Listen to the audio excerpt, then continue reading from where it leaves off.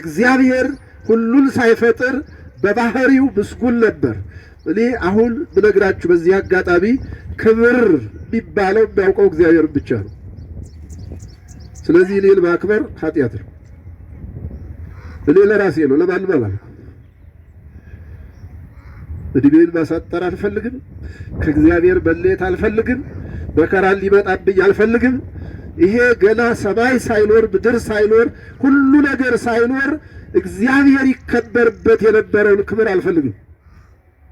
ምክንያቱም ክብር የሚያውቀው እሱን ብቻ ነው። ታላቅነት የሚያውቀው እግዚአብሔርን ብቻ ነው። ምንም ነገር ሳይኖር ታላቅ ነበር። ምንም ነገር ሳይኖር ንጉሥ ነበር። ምንም ነገር ሳይኖር ጌታ ነበር። ምንም ነገር ሳይኖር አምላክ ነበር። ሁሉን የሚችል ሁሉን የሚያደርግ ሁሉ ይህ ቀረ የማይባል ስልጣን ያለው የሆነ ነገር ያለው ባላውቀው የሆነ ነገር ወደ ከበድ ያለ ነገር ዝም ብሎ የሚሆን የእግዚአብሔር ቤተሰቦች እንኳን እንደምን አደራችሁ፣ እንደምን ዋላችሁ። እኔ ወለተ ኪዳን እባላለሁ። የአቡነ ሐራ እዚህ ጋር እንደፈለቀ እዚህ መጥቼ ልሳለም ስመጣ ኧረ እዚህ ጋር እኮ የፈለቀ አለ የአቡነ ሐራ ተባልኩኝ። አሁን ቀጥ ብዬ እህቴም ነበረች። ቀጥ ብለን ስንመጣ አባ እያስቆፈሩ ነበር።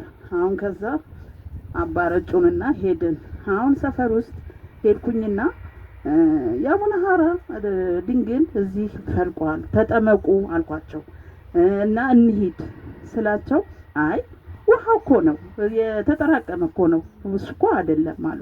አይ አቡነ ሐራ እኔ እግሬን እያመመኝ ነው፣ ውስጡ እየተሰነጣጠቀ ነው፣ ያሳክከኛል፣ ይሄንን እመሰክራለሁ፣ ታምሩን ስሩልኝ ብዬ እንትን አልኳቸው። 2 ተጠምቄ አሁን እግሬ ዳነ፣ ሁሉ ነገር እንትን አለ። እልል ብላችሁ እንትን ባዱልኝ።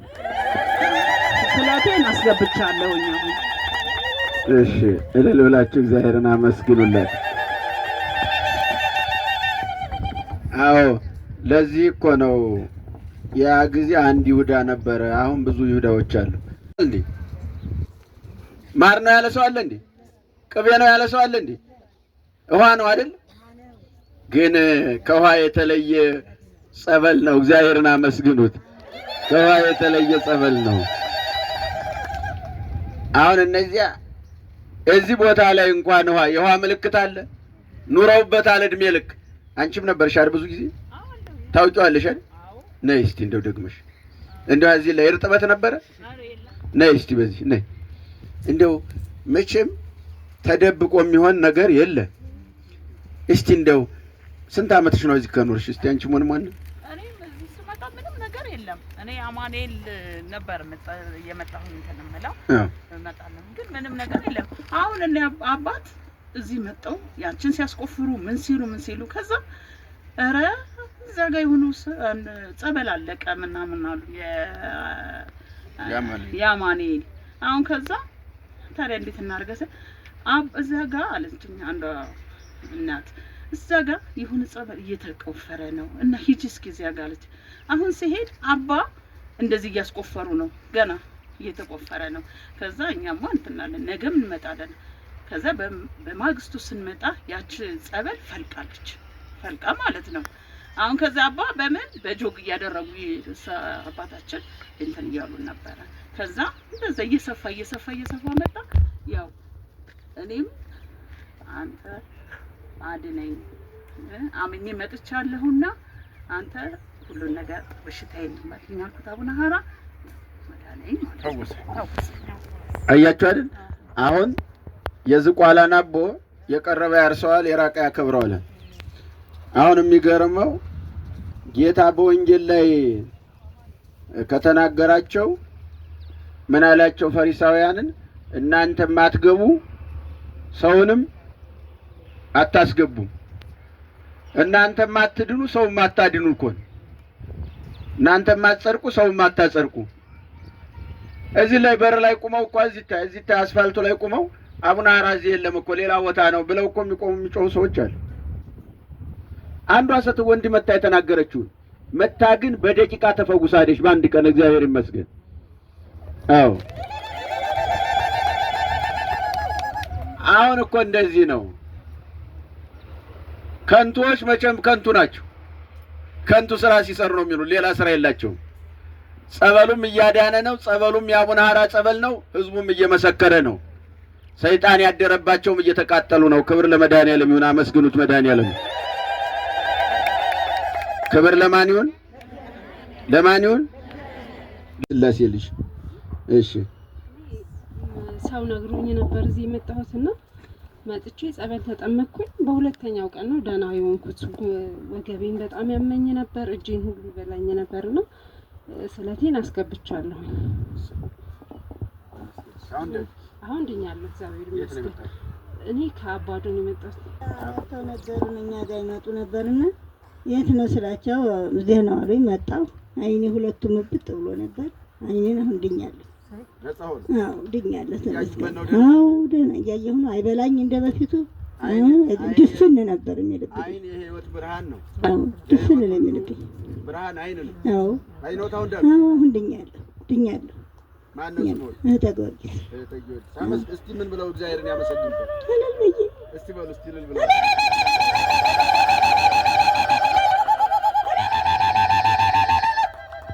እግዚአብሔር ይስጥልኝ፣ ጨርሶ ይማሮት። አይናቸው አያችሁ ቁልጭ ብሎ ድኗል። እግዚአብሔር ይመስገን፣ አመስግኑላችሁ። ነይስቲ እኔ እግሬ ማለት ነው በጣም ያመኝ ነበርና ያብጣል።